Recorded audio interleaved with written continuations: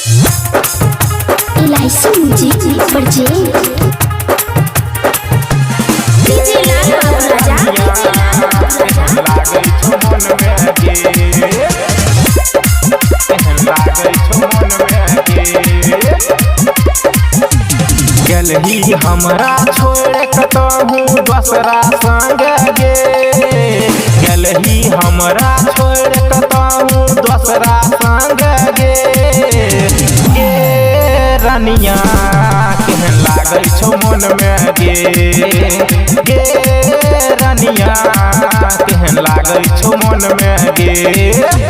गेलही हमरा छोड़ कतहु दोसरा संग गे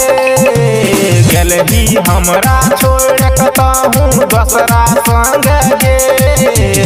गे रनिया केहन लागै छो मन में गे गे रनिया केहन लागै छो मन में गे गे रनिया गे रनिया डीजे लाल बाबू राजा लागै छो मन में गे कौन छौड़ा कलको छोड़ी तोरा मजबूर गे कोना हम जीवो भैक तोहरा से दूर गे कौन छौड़ा कलको छोड़ी तोरा मजबूर गे कोना हम जीवो छोड़ी तोहरा से दूर गे खुशी से जिये रहे संदीप प्यार उमंग में गे खुशी से जिये रहे संदीप प्यार उमंग में गे गे पूजिया केहन लागै छो मन में गे गे रनिया केहन लागै छो मन में गे गे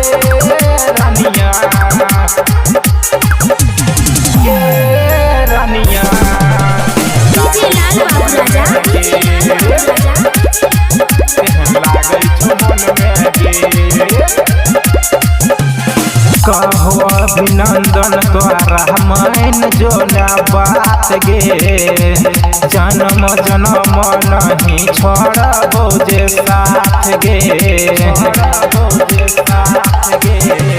कहो अभिनंदन हमर मैन लेना बात गे जन्म जन्म के जे नहीं छोड़बो साथ गे कौन जे खुशी मिललो जाके दीपक संग गे कौन जे खुशी मिललो जाके गुंजन संग गे गे रनिया केहन लागै छो मन में गे गे पूजिया केहन लागै छो मन में गे LIC music recording studio Triveniganj Supaul.